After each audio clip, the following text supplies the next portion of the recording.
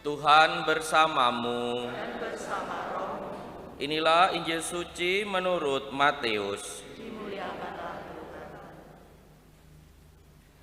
Ketika Yesus dan para murid turun dari gunung, maka bertanyalah para murid, "Mengapa ahli-ahli Taurat berkata bahwa Elia harus datang dulu?" Yesus menjawab, "Memang Elia akan datang dan memulihkan segala sesuatu. Dan aku berkata kepadamu, Elia sudah datang, tetapi orang tidak mengenal dia dan memperlakukannya menurut kehendak mereka. Demikian pula Putra Manusia akan menderita seperti mereka." Pada waktu itu mengertilah para murid bahwa ia berbicara tentang Yohanes Pembaptis. Demikianlah sabda Tuhan. Terpujilah Kristus. Para Romo, Bruder, Suster, Bapak, Ibu, dan saudara-saudari yang terkasih dalam Tuhan, perutusan kita semua sebagai pengikut Kristus adalah menjadi imam, raja, dan nabi. Dengan baptisan kita mempunyai semacam perutusan yang sama seperti Kristus sendiri menjadi imam, raja, dan nabi. Dan hari ini Yesus berbicara tentang seorang nabi besar dalam perjanjian lama, yaitu Nabi Elia. Kisahnya bisa dibaca sendiri dalam kitab 1 Raja-Raja dan 2 Raja-Raja. Itu memang luar biasa Nabi Elia ini. Banyak hal yang dilakukannya, juga banyak mujizat yang dilakukannya ketika melawan nabi-nabi palsu. Tetapi ya herannya, dengan segala macam hal yang dilakukannya itu, pewartaannya tetap saja tidak mendapat tempat. Pewartaannya tetap saja tidak disenangi oleh orang-orang pada waktu itu. Dan demikian pula dengan Yohanes Pembaptis yang disebut Yesus sebagai seorang Elia.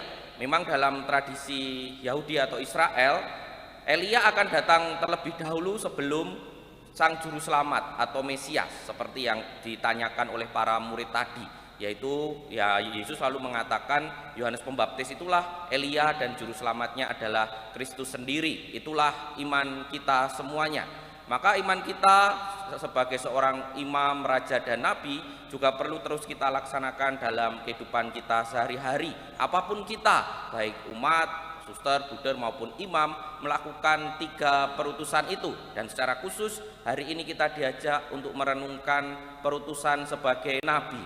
Seorang nabi itu mewartakan, menyampaikan kabar gembira, menyampaikan apa yang disabdakan oleh Kristus. Maka kita bisa bertanya dalam diri kita masing-masing, sejauh mana saya menyampaikan kabar gembira itu dalam kehidupan saya sehari-hari.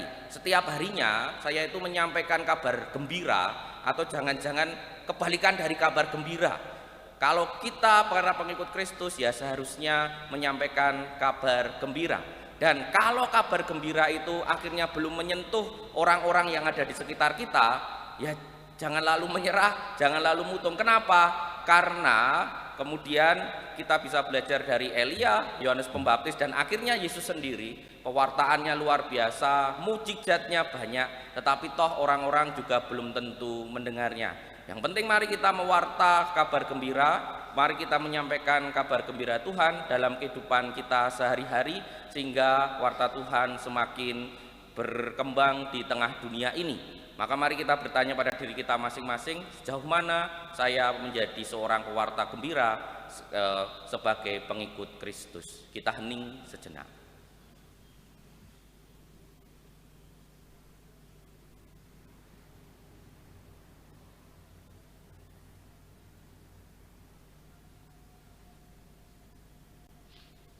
Kemuliaan kepada Bapa dan Putra dan Roh Kudus, seperti pada permulaan, sekarang, selalu, dan sepanjang segala abad. Amin.